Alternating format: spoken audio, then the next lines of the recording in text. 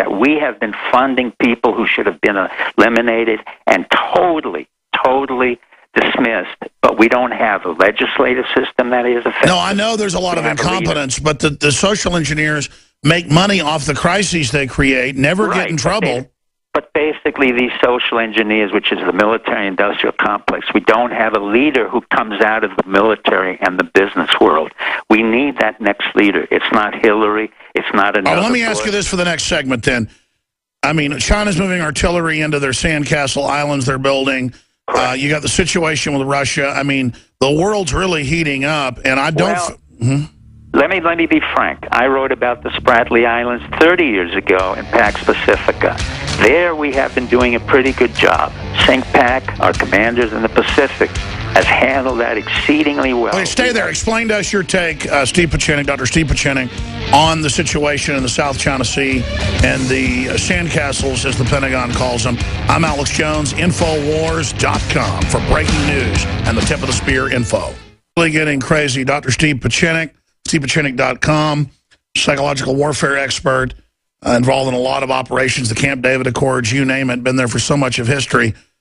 He's a psychiatrist and also a medical doctor, MIT and Harvard, pretty smart guy, seen a lot. Again, co-authored books with Tom Clancy. He's got a new book out where he breaks down basically a lot of nonfiction information we'll tell you about before he leaves.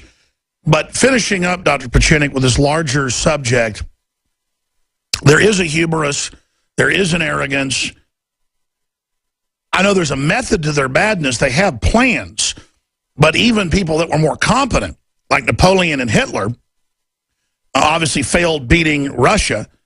And I see this disease in elites throughout history, believing that they are basically invincible, infallible. So I think some megalomania has entered the psyche here of the establishment. I know you're a psychiatrist, but looking at this, looking at what's happening in China, look at what's happening around the world, I see a lot of power-tripping megalomania out of other leaders as well. We can't afford to have mistakes like we've had pre-atomic and hydrogen weapons, and it really is scary to see elites running to New Zealand and buying bunkers at record levels. I mean, obviously, the establishment itself is pretty freaked out right now. Is it the debt bubble? Is it the QE? Is it? I mean, why are the establishment running around like chickens with their heads cut off?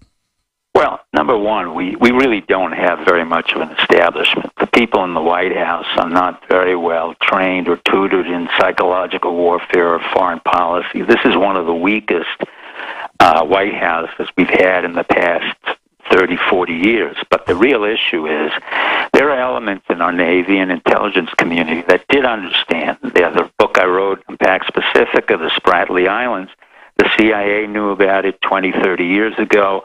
Our Navy was effective, and they still are. I mean, they went out there. Now, why is the Spratly Islands important to us? Because China is basically breaking her promise of saying we're not a hegemony. We're not going to be a conquering nation. We're basically a very peaceful country. We made a deal to give them the Panama Canal, bases everywhere, let them dominate, and now they're double-crossing.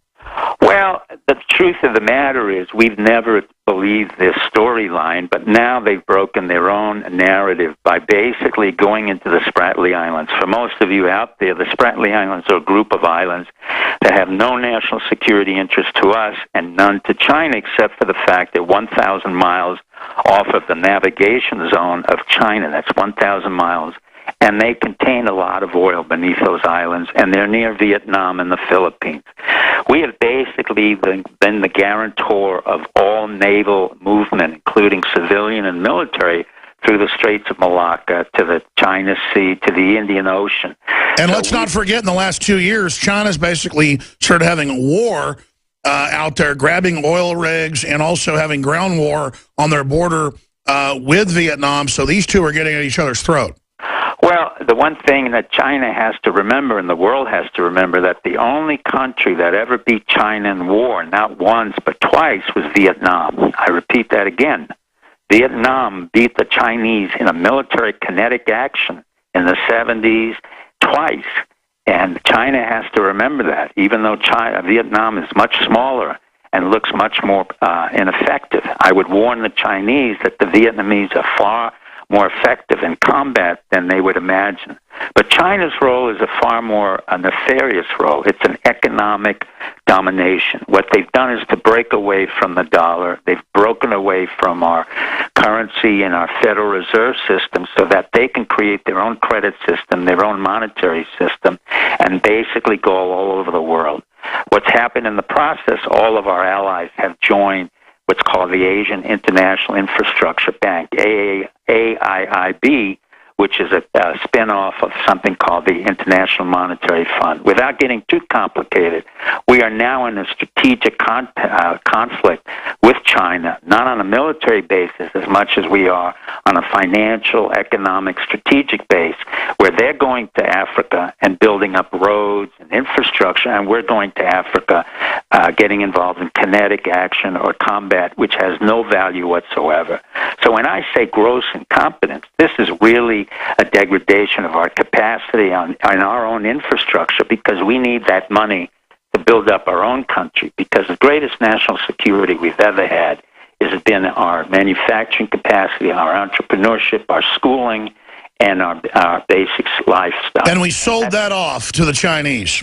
Well, we gave away a lot of that to the Chinese. That is absolutely correct, Alex. Here's a very frightening statistic. There are more advanced scholars in China and than there are students in America. In other words, the Chinese who have studied and gotten up to the college level are far more advanced than all of our students combined. So our education system is faltering. And it's not in arts and humanities. It's in engineering, chemical engineering. Chemical engineering, and it's in all the sciences, but also in the humanities. I mean, Chinese know more about our own history. I went to Beijing. There was a 10-story building that was filled with nothing but American politics, American books, and these Chinese kids read them, and they know it. They know our history better than we do. So the real issue now is, where is the leadership coming from? It has to come from below to above. The leaders that have come forth are not really effective. The Bushes, the Clintons, perhaps the Rand Pauls, because he stood up and he showed a moment of courage, which I really applaud. We need more of that. We can't have the rest of the Republican or Democratic Party. We need another party to arise from the grassroots, as you effectively have done to create the Tea Party.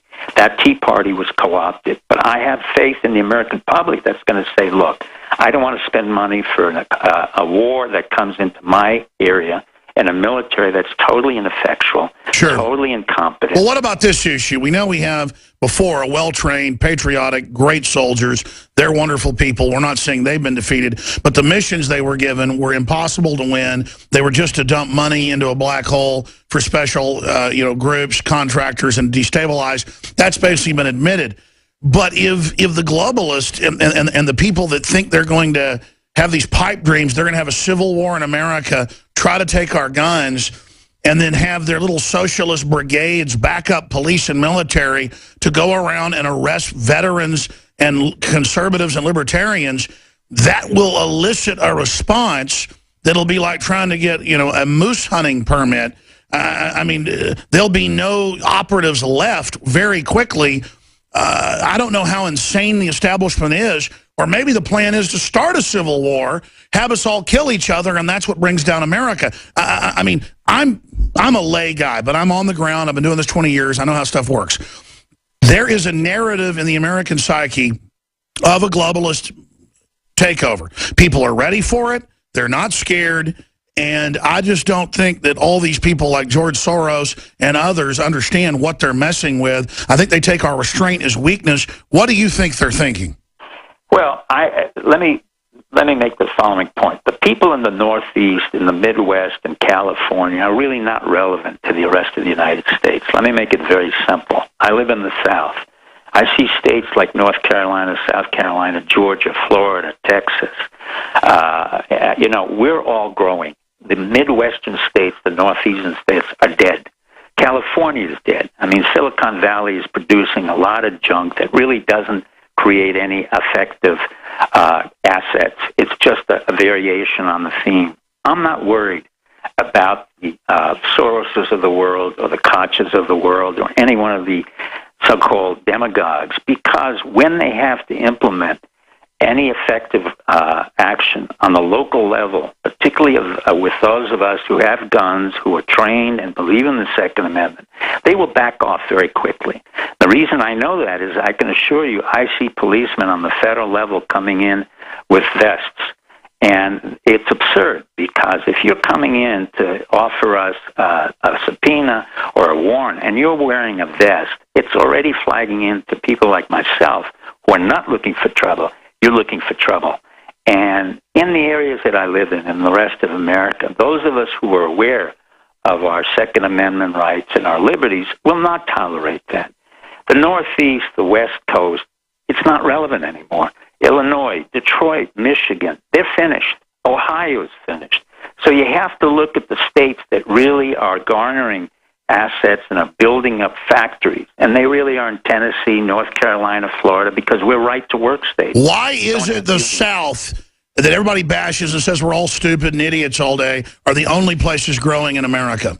Because, we play dumb South. In other words, we allow the Northerners to have their prejudice. We allow them to say what they want, but in effect, we don't pay the state taxes. We don't have unions. We don't have to have 14 different variations of taxes. We're growing economically. Every foreign company that comes into Tennessee, North Carolina, Georgia, South Carolina, Florida. We got more high tech here in the northern area of Florida and in Georgia than we will have in the West. That kind of prejudice will effectively end up in what I call a de facto civil war, which means that the South will rise again economically and politically in a way that the North, the Midwest, and the Northeastern parts can no longer exist. Well, if you look at the old Civil War, the first one, the North won because it was the industrial power with about 10 times the industry, and the British pulled out on funding the South. I wouldn't have supported the South or the North. The whole thing was a big tragedy, obviously, to control Western expansion. It was a fight over two different power blocks and almost happened under Andrew Jackson. But undoubtedly, it's sad to see what socialism and corrupt government has done. And not that the South is perfect or Texas, the gateway to the West. But, I mean, the values on the West Coast and the East Coast are gone. These people are zombies on average. And I just can't believe all these Californians. I know they're not Californians. They're folks that went to California and failed. They come here, and then they want to jack up taxes and recreate what they just left.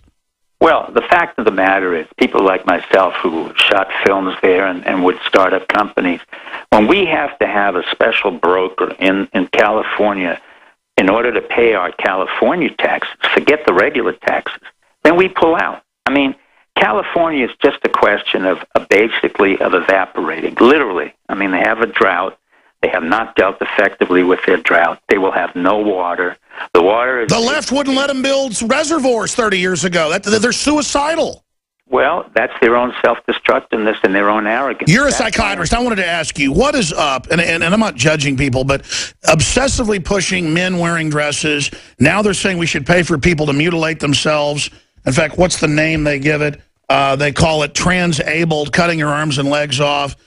People, the new moral standard is to not care and be evil. The new moral standard is to be a loser, to be a slacker. This is what's being pushed at universities and everywhere. Is this just the end consequence of spoiled, rotten kids having spoiled, rotten kids and decadence, Dr. Pieczenik? Well, what's happening is coming in as a media penetration of a sense of neutralizing our male dominance. It's an attempt to basically neutralize the testosterone that we've had in the past in this country, and you have things like genders, which I don't agree with. I really would question all the surgeons who go into transgender surgery. I've always questioned it. 30 years ago when John Hopkins started it, I said these people have psychiatric problems. It's not a question of just identity, and it's not just a question of what they are to themselves. However, it's not my problem, but it is my problem when I have to pay for that. I will not pay for those tranny experiments or the transgender transformations. That's their problem. That's not my problem. And let's expand. Now they're saying people don't feel good with their arms and legs. We got to pay to have those cut off so they can have fetish sex with the limbs. Well, That's going clearly to the extremes, but the bottom line that we have to go back to is the common sense. No, but this, sir, I know it's to the extremes. It's being pushed in the